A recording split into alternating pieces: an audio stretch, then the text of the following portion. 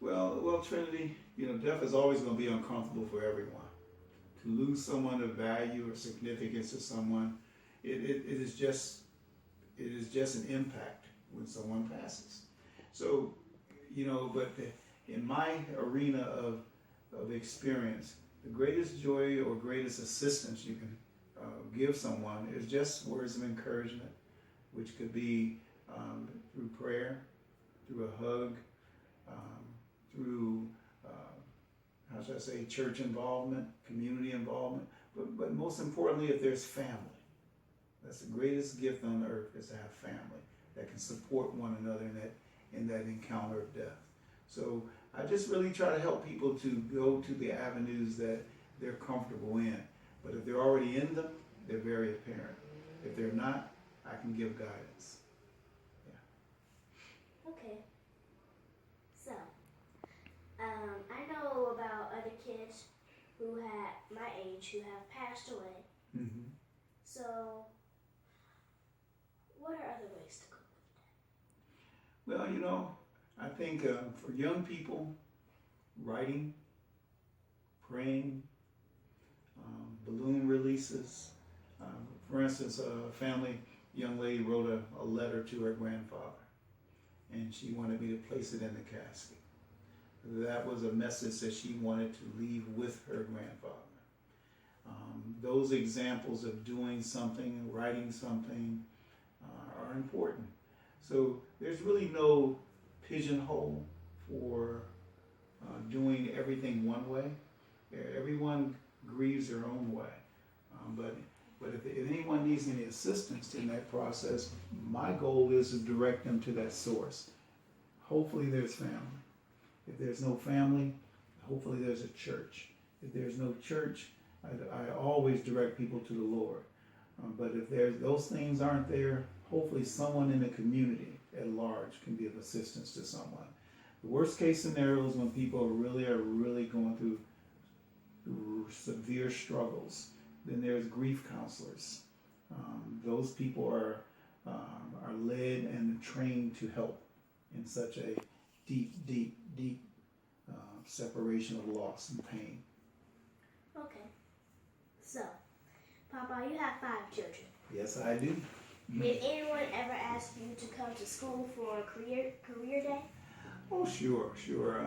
I remember going to career day. I took the Hertz actually to Eastwood, Paideia, and to other schools throughout the city. But the kids, I believe it was probably Priscilla or Marquita asked me to do a career day, and I remember going up there with the car and during the actual career speech, you had to give a little speech. A lot of the children were very curious, and basically that curiosity is what got me to what I'm doing today. So I'm sure maybe there may have been someone in one of these classes over the years that I may have impacted their decision to even pursue the field of funeral service. Okay. So a lot of people believe that when a loved one passes away, the ghost version of that passed away loved one will come to visit. Do you believe in ghosts? Actually, I don't, but I've heard a lot of people who do. So yes, people believe. If you believe a thing strong enough, if you believe it, you're going to see it. But if you don't believe it, you're not going to see it. Does that make sense? Yes. So it makes complete sense. It makes complete sense to me. But out of 38 years of being in a funeral environment, I've never seen a ghost, never seen a body move, any of that. That's just I've heard from people. Okay. So, during the time when people are in grief about their loved one passing away, how do you help calm or soothe their feelings? How do I help calm them? Well, first off, I believe I'm very comfortable with what I do. And in doing that, I think my very presence and my conversation in the arrangements process helps that family prepare their minds and their preparation of what they're trying to bring to pass for their loved one. So my engagement, it can be subtle. It could be, how should I say, patient.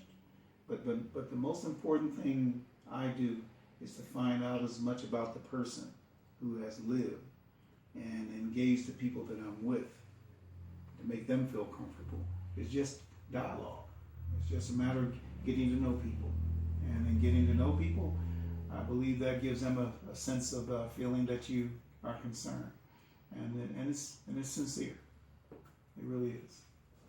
Okay, well, that was my last question for the day. So I appreciate you taking the time out of your summer to answer the questions. Oh, okay.